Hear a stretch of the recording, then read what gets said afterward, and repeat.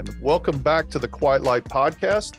I'm Pat Yates, sitting in for Joe Valley, and I have the luck of having the lovely Elaine Eason with me, an advisor at Quiet Light. How you doing, Elaine? Awesome. Glad to be here, Pat. Always great to talk to you. Listen, I know we're going to have a great conversation today. Really interesting 19-year-old that exited his business through you.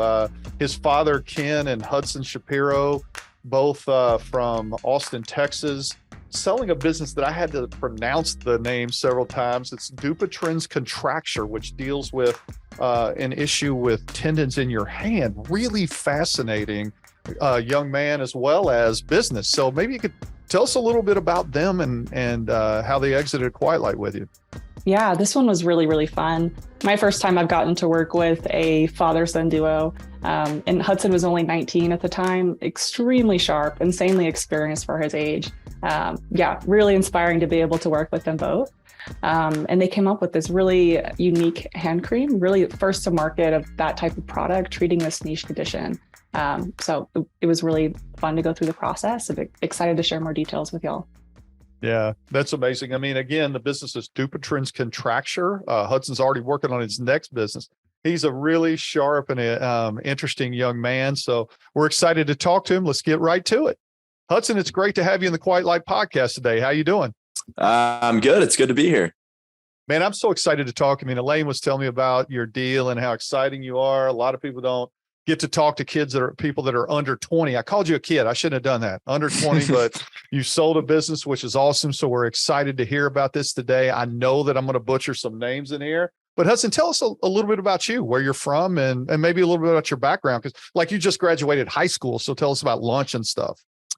So I'm located in Austin, Texas. I've been entrepreneurial for quite a while. I got into e-commerce specifically roughly, I'd say 5 or 6 years ago. I started off with drop shipping. And then I'd say the past 3-4-ish years, I've started to build kind of more brands. But yeah, I've always been kind of working on some type of project. Like even before e-commerce, I was doing like freelance arbitrage through different freelancing networks like Upwork and Fiverr, where I'd like kind of pose as the provider of a service, like a graphic design service. I'd find someone to do said service, and then I'd sell it to a client, obviously with a markup. So yeah, I've been kind of doing entrepreneurial things for quite a while, but yeah, recently I've been just solely focused on e-commerce brands.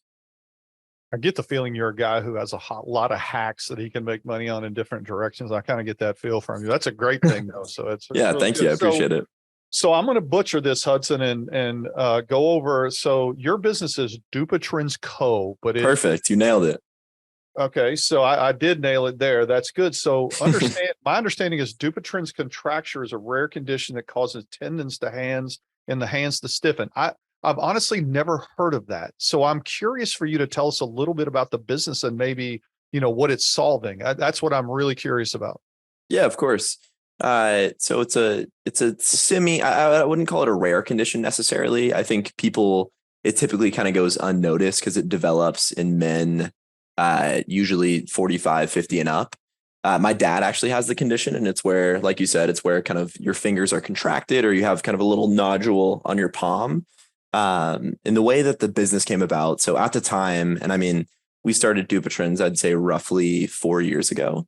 And at the time I was already running kind of other e-commerce brands and businesses. And my dad, like I said, has the condition, and he found a cream that was really kind of just like a homemade thing that was really working well for him, just off of like YouTube and Reddit, and just came up with his own formula. It was really helping mainly with the pain.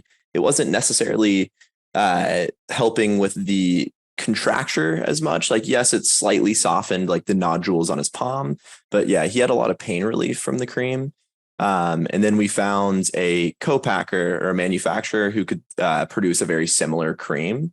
And that's kind of how the business started. Really incredible. So Elaine, tell me a little bit about, I know when someone comes in with this, like I've had a couple of businesses, actually I had a magnet fishing business. I had no idea what it was. So Elaine, you're going to lie if you're telling me you knew what this was before, but maybe go ahead and tell us a little bit about your view of Hudson and his business when he came in to be able to sell. Yeah, it was really, really neat. Really, really cool to be able to see also a father-son combo running a business. Probably the first time I've ran into that, especially with Hudson being so young. That was really awesome. I've sold a number of skincare and beauty related businesses over the last year. So I've known the market's been pretty hot for those. So definitely excited. Feel like I had a pretty good insight into who the buyers were for this type of product, pretty much from the get-go. But yeah, it was really interesting to meet you both. And I'd love if you can share a little bit about kind of what it's like working with your dad, or kind of balancing, having, having a business relationship, and also, of course, your family relationship working with your dad as well. Yeah. So, I mean, this was kind of our first business or just project in general together. It was a good experience. I think at times there was a little bit of tension, which is funny because I'm living at his house. I'm still living with my parents. So I'd kind of see him in the hallway and try and micromanage him or do little things here and there. But yeah, overall, it was great working with my dad. What was your role in his role? So he was more on kind of the production and I'd just say the product side in general. So the product side, and I was more kind of marketing, customer focused, I guess you could call it.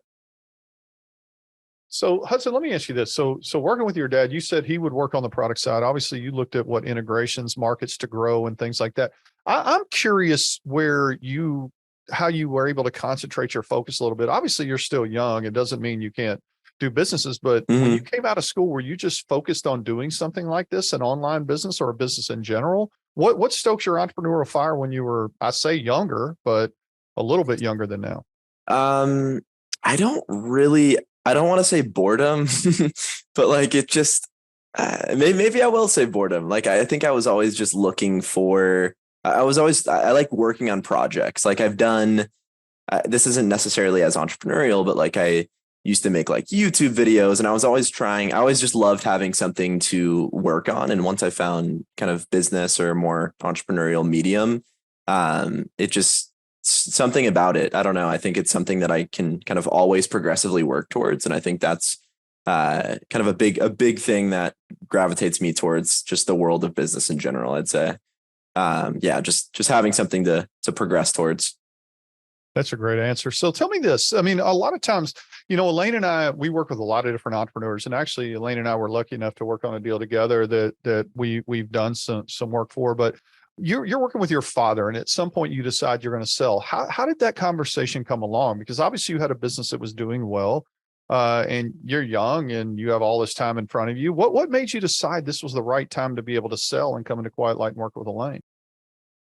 I think I kind of was, I don't know. I mean, I thought we were going to sell actually before we ended up selling, and I was doing like outreach on my own and that kind of stuff. But I think what led me to really wanting to sell in general was like, I think there was definitely still great growth potential within the business. Everything looked great from the outside, kind of as you've mentioned, and not to say that it wasn't, but I was actually creating another business kind of on the back burner, which is the company that I'm currently running, TumLove. And that just really started to take up most of my time. And yeah, once it was ready to launch, I kind of wanted to be solely focused on my new project. And it's something that I would say I was pretty passionate about Dupuytrensco, or the company that I sold. But with this company, with TumLove, it's focused on people with gut issues. And I personally have Crohn's disease. So it was just a little, even though my dad had Dupuytren's contracture, it was just a little closer to home to me. And it was just kind of the project that I wanted to solely focus my attention on.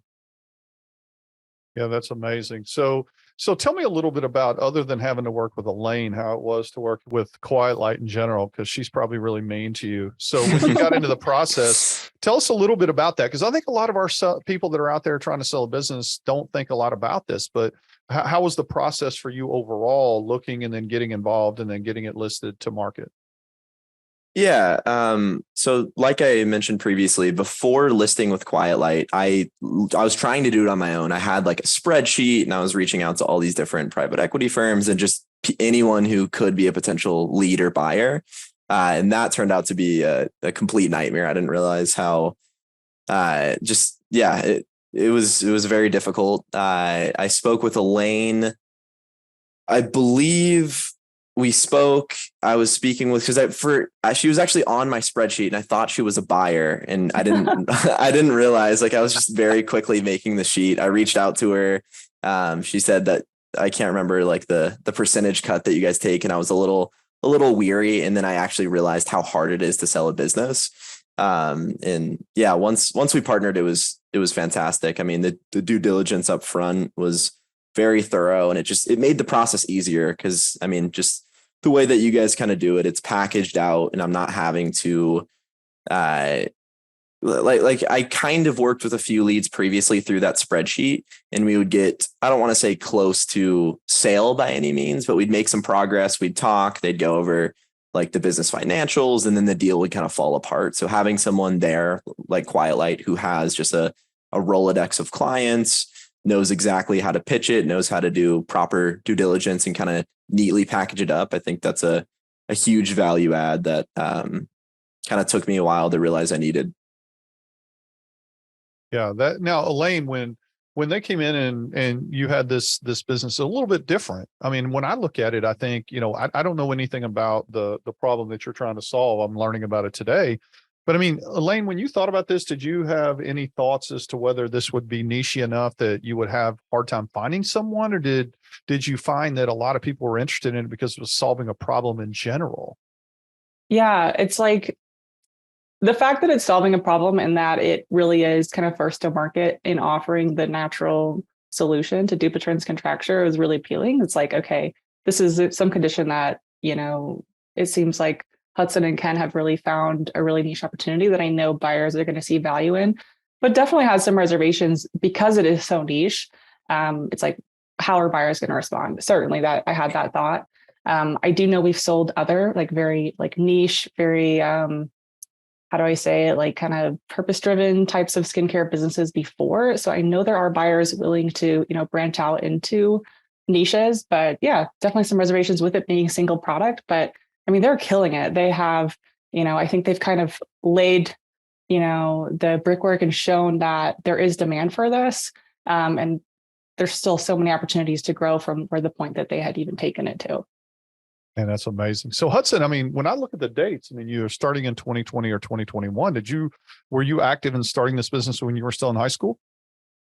That's a good question. I'm blanking on my timeline, to be completely honest. So I actually left high school early and got my GED to work on businesses full time. So yeah, I left sophomore year. So I don't think so, but maybe it was on the back burner, because that's the thing with this business is it was kind of like it's not like TumLove or other businesses I've launched where I'm super excited about it. I'm putting so much attention and time into it. It was kind of a back burner project that I just agreed to do with my dad for, I'd say, probably a year before it picked up any traction. And then I saw it start to sell organically through Amazon and different channels. And then that's when once I started to see the opportunity, I took it a lot more seriously. But yeah, I mean, I'm not certain on the timeline, to be completely honest. No, that makes sense. I mean, plus Yeah. at the time, 2020, 2021, everything was remote anyway. It's like no one was really in school to begin with anyway. Yeah. So it's not really a path that I've seen people not be able to do. What is different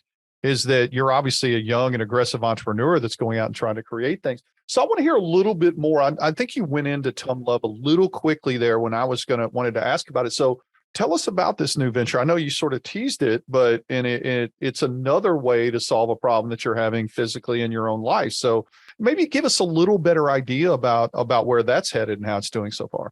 Gotcha. Yeah. So TumLove sells, or right now our product offering is a protein powder. And I went around with different product ideas for quite a while, but kind of the main idea behind just TumLove, the brand, was to make, I guess I could call them gut-friendly products. So avoiding common ingredient triggers like artificial sweeteners and that kind of stuff, as well as the common dietary things that just a lot of people with gut issues can't tolerate, like dairy, gluten, soy, kind of all the basic things. But yeah, like I said, the idea behind the brand was to create kind of a line of gut-friendly products that even those with the most sensitive guts, like me, for example, someone with Crohn's disease, can tolerate. So yeah, that's the idea. We launched initially with a protein powder. And the reason I decided on protein is because that's, even for people who don't necessarily have a sensitive gut, protein tends to, I think, just mess with people's stomach in general, just from kind of basic surveying that I did of my friends and I guess my own anecdotes. Yeah, protein can definitely disturb the gut. So yeah, that's our first product. So yeah, right now it is, like I said, it's avoiding all those common dietary triggers. It's only 8 ingredients, and it's also low FODMAP, meaning those with irritable bowel syndrome or IBS can tolerate. Yeah, I'm taking a look at the site right now. It's really good. Obviously, you've got Thank you. something going. So, Elaine, tell us a little bit about the process and how it went. I mean, was it well received on the company when you were trying to exit? I mean, what kind of pitfalls did you find throughout the process with Hudson that are specific to his deal? Yeah, I mean, there were a few curveballs. I don't know how much you want to share, Hudson. I kind of will defer to you. You know, if it's with any deal, it's like more often than not, there's something that comes up that causes delays. And we had a couple of those that came up in the process. So it did take a little bit longer than we were initially expecting it to take. So I'll let you share what you're comfortable with, Hudson. Hudson, one way to expand on that, some people are really, really nervous about selling a company because you have to uncover their books. They have to go through diligence. That's the most nerve-wracking part. Yeah. I mean, what did you find about the process that was either good, bad, or indifferent? Yeah, so I think that is why I was very, I guess, just happy with Quiet Light in general, is that part of the process. And I agree, that's typically pretty daunting for most entrepreneurs. It definitely was for me. But yeah, Elaine really, really helped and kind of, I want to say, did 99% of the heavy lifting. Like, I was giving her files and kind of providing whatever was needed. But yeah, due diligence was, yeah, not too difficult. And then as far as buyer issues, like Elaine said, there were a few minor hiccups. We had like just weird things. We had like some Amazon issues and different very, very basic things. But yeah, nothing major. Right. So did you find the process itself when you were working with the buyers that were looking at your business? I mean, I think a lot of times when someone's wanting to exit their business, they always want to find the right person for it. And especially with this, it might have a little more personal connection to it long term. Was it important for you to find a buyer that could sort of understand the situation behind your product and maybe was even sensitive or a user? I'm not sure. So how did that process go, Hudson? And what were you looking for in a buyer? Yeah, definitely. I mean, I think, to be honest, yes, I care deeply about the brand and I want to see it succeed. I think my dad is probably a little bit more emotionally invested in the product and brand itself. But yeah, I mean, I think also with this product being so niche, the buyers that we were speaking to kind of seems like the right fit, if that makes sense. Like, it wasn't like if I was selling, even though TumLove's niche as well, if I was selling like a protein powder business or something a little bit more general, I think I would probably have maybe some concern or run into some issues there. But I think with this being so niche, it was, people were really looking into what Dupuytren's contracture was and really trying to understand the business before getting into it. So I think we had the right pool of buyers. So it wasn't a huge concern for me. Yeah, that's really good. Elaine, so tell us a little bit. I mean, obviously one of the things that I think buyers or sellers out there listening would want to understand how the process works from an offer standpoint. Did you get a lot of attention to this and multiple offers? Were there more than one? How did the process go about? Was it an easy one to sort of get to market and get closed? Yeah, it did take a little bit longer. Like we talked about, there was some hiccups, but we did end up with multiple offers.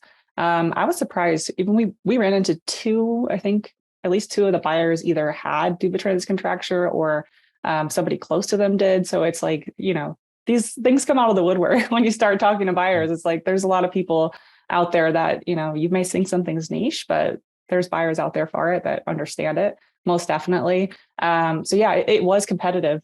It was really like 3 offers that really came down to, if I'm remembering right, you might remember better than I do in Hudson, that we were considering. And we did end up going with a buyer that we'd worked with before at Quiet Light, because that really gives us a lot of confidence that the deal is going to make it through closing as smoothly as it can. Yeah, that's great. So Hudson, I mean, let's talk a little bit about, I could reflect to preparation, but let's fast forward it to your new business. I mean, are there things you learned in this process from a diligence standpoint, either from bookkeeping, SOPs, things like that people should think about as they're going through the process, because you may be looking to exit something in the next 2 or 3 years with your new business or whenever that becomes. What kind of things would you look at and do differently if you had to do this a second time versus a first? Anything at all? I don't think there's anything major that I do differently. Definitely I would keep my books a little more organized. Like that's always a huge one. But yeah, I don't think there's anything too differently that I would have done. Maybe I would have focused slightly more on kind of stabilizing the growth, because I think buyers don't like to see huge fluctuations, of course. But yeah, apart from that, I don't think there was anything too big there. Was there an extra added amount of pressure that you were living in the house you were selling a business with? What if you failed? Are you going to be outside living or something? What happens there? Were there any problems that way? No, there were no problems that way. But I mean, I will say that during the selling process, especially when we had the offers, I was a little bit nervous, and that's kind of going back to the growth piece. And even though it, like looking back on it in retrospect, the growth looked pretty much completely fine. I think just I was very laser focused and looking at like sales dashboards and reports every day, every hour. Like I got a little, maybe that's some advice I'd give to myself, especially when selling TumLove or exiting my next business, is I was a little too focused on that and kind of driving myself crazy, kind of just looking at sales, like I said, looking at sales reports every hour. But yeah. Yeah, it's difficult. I see people do that a lot, but it's better than the opposite.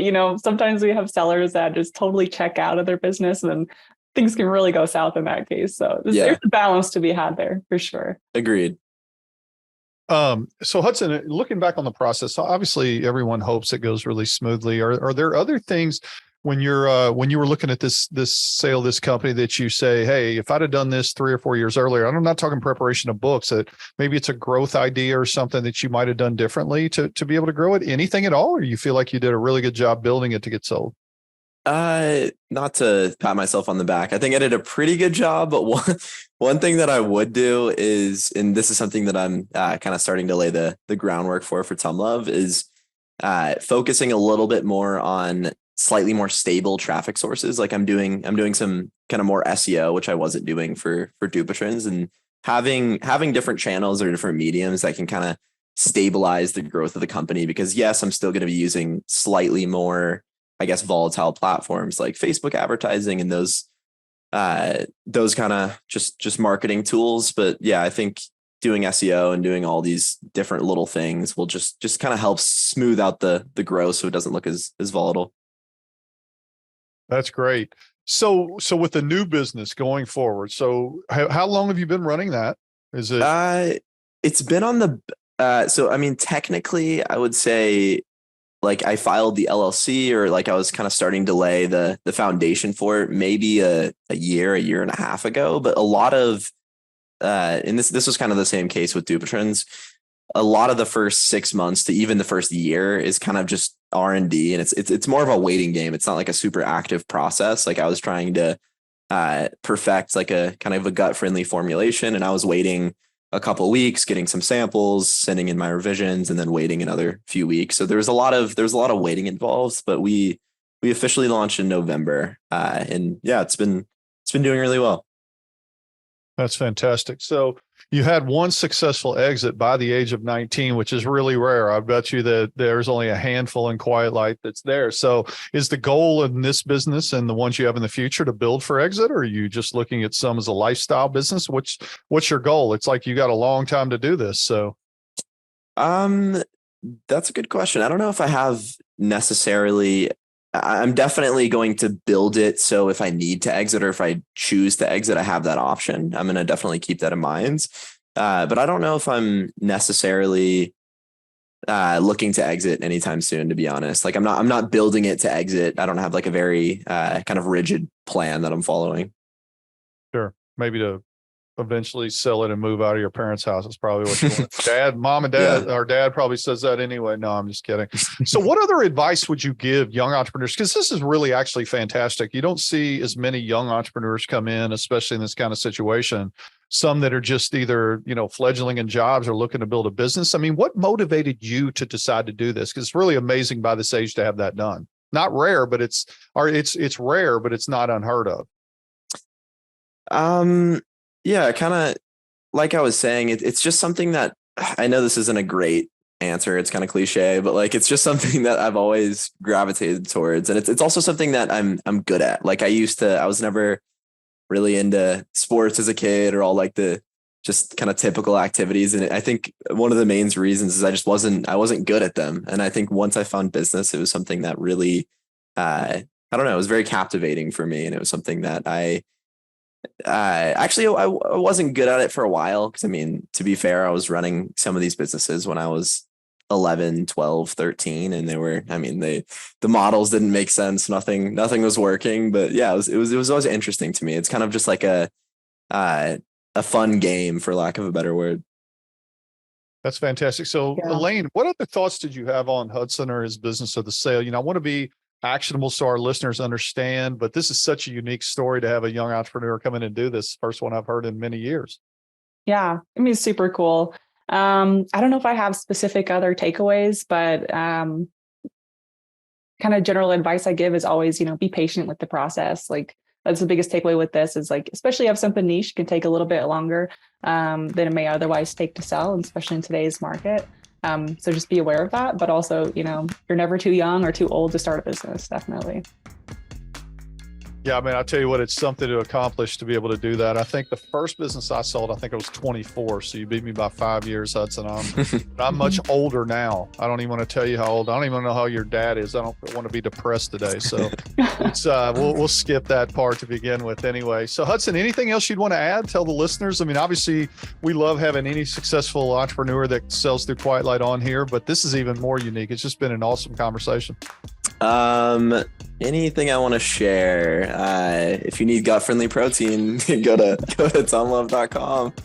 But we're gonna let you get not that really. plug in. That's good. So no, but seriously though, tell them, spell out the domain again. TumLove, TUMLOVE.com. It's delicious. I've tried it. Thank you. I had to look it up as well. But Hudson, thanks for coming in today. We're so excited to have you as one of the experienced Quiet Light sellers. I have this weird feeling it's not the last time that Elaine's going to hear from you. I feel like we'll be able to do a podcast update in a few years on the newest either acquisition and or exit. But we appreciate you taking the time coming in today. Yeah. Thanks, guys.